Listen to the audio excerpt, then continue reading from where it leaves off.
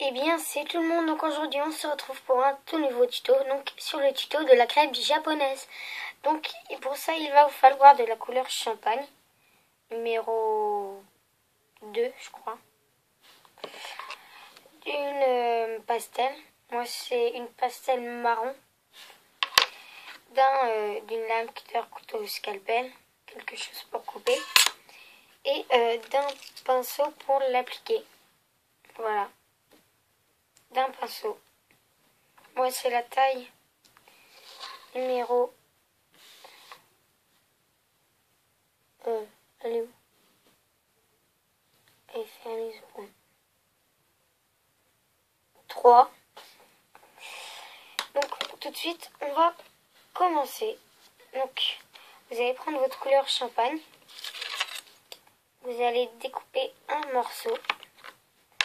Moi, perso, ça sera une barre. Ah, et j'ai oublié de préciser, c'est un rouleau. Un rouleau. Vous allez prendre une barre que vous allez rouler, enfin aplatir plutôt. Voilà. Et la malaxer. Moi, je malaxe, je roule. Voilà. J'en forme une boule.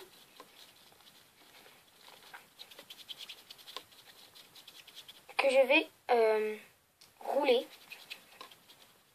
Enfin, avec mon rouleau, je vais l'écraser. Voilà. Tac. Donc pour ceux qui ne savent pas ce que c'est les crêpes japonaises, j'essaierai de mettre une photo. Où vous amenez vers un lien en description de la vidéo. Hop.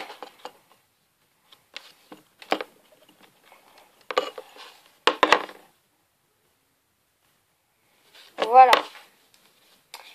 Au niveau de l'épaisseur, voilà quoi, c'est pas très gros. Donc vous choisissez le côté le mieux. Donc pour moi, c'est celui-ci. Et non pas celui-ci. Je vais nettoyer un peu ma table, qui est un peu sale. Vous retournez pour prendre le côté doux qui ne vous plaît pas. Vous allez couper une extrémité. Je vais la découper un peu plus. Donc, pour que vous obteniez ceci. Donc ensuite, vous allez aplatir comme ceci. Aplatir un côté. Et vous allez faire comme ceci tout le long en suivant bien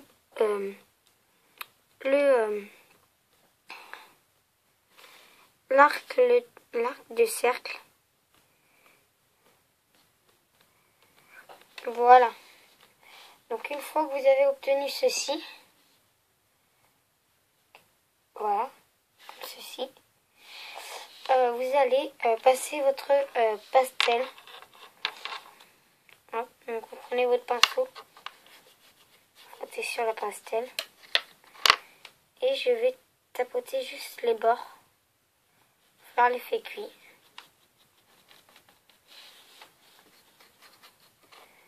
Les bords, et au fur et à mesure que j'avance dans la crêpe, je vais juste tapoter.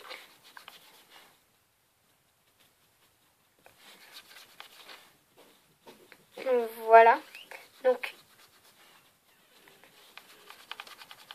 tac, je refrotte encore. Je vais peut-être prendre ma lame. Ça y est, un peu plus vite. Voilà. Tac. Pas des trop gros bouts parce que sinon il va y avoir des bouts sur votre création. Je pense pas que vous voulez forcément des bouts de pastel. Tac. Et n'oubliez surtout pas le derrière.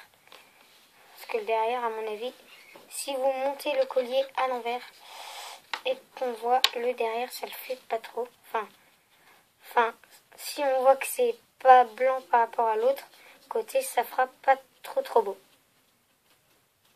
Voilà, donc c'est vraiment très légèrement. Voilà, une fois que ma crêpe est foncée, avec un cure-dent. Ah oui, j'ai oublié de préciser, un cure-dent. Avec un cure-dent, vous allez au bout, essayez faire comme ceci. Parce que vous savez, une crêpe, c'est pas très régulier. Il y a souvent des trous, des... Voilà quoi. Vous allez arracher, déchiqueter, enfin, tout pour texturer les bouts, faire des trous. Même n'importe quoi, quoi. Voilà. Donc pour faire vraiment l'aspect crêpe. Hop. Donc voilà, je sais pas si vous voyez ce que je vais faire. Voilà comme ceci. Donc j'arrache, je déchique. Et au fur et à mesure que j'avance dans la création, j'appuie pour que ça on ne voit pas trop. Donc désolé si vous voyez que je renifle, c'est que je suis enrhumée. Je n'ai pas des mouchoirs à portée de main. Donc ensuite que vous avez fait ça, vous pouvez repasser un peu de pastel. En fait, j'aurais dû faire ça avant.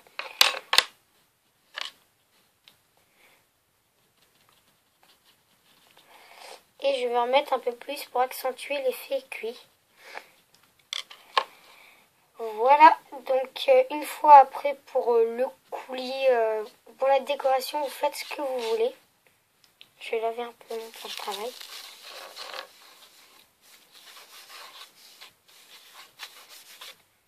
Voilà. Pour la décoration, moi je vais utiliser du chocolat numéro 75. Et je mets juste un tout petit peu les mains, désolé. Et je vais en faire un boudin. Donc assez fin.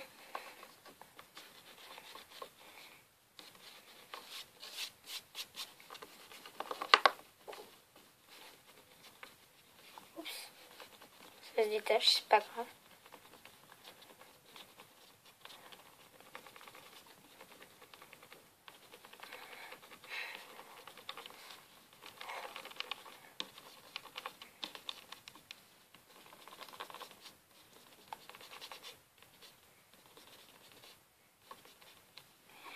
Voilà, mon boudin fait après, oups, ça. Vous voyez à la caméra à peu près ce que ça fait. Et sur ma création, je vais le disposer comme ceci. Hop, pour faire un peu de chocolat. Un peu comme si c'était du chocolat.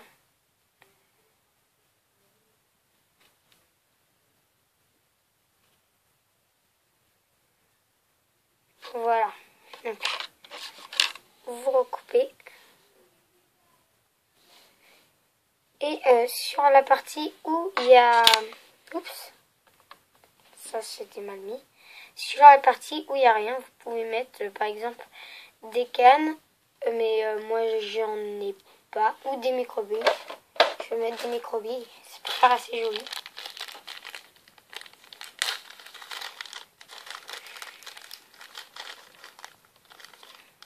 Les microbilles rouges, moi c'est...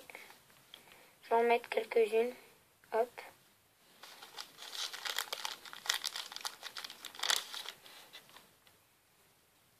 Tac. Puis je vais appuyer pour qu'elle s'y mette. Faire un peu un effet cerise ou... Je sais pas quoi. Voilà. Donc une fois que votre création vous plaît, vous avez juste à l'enfourner au four pendant... moi, c'est 15 minutes à 130 degrés. Après, il y a différentes techniques. Par exemple, 10 minutes pendant 30 minutes. 110 degrés pendant 30 minutes. Et voilà, donc j'espère que ce petit tuto vous aura plu. N'hésitez pas à vous abonner, liker et mettre des commentaires. Allez, bye bye tout le monde.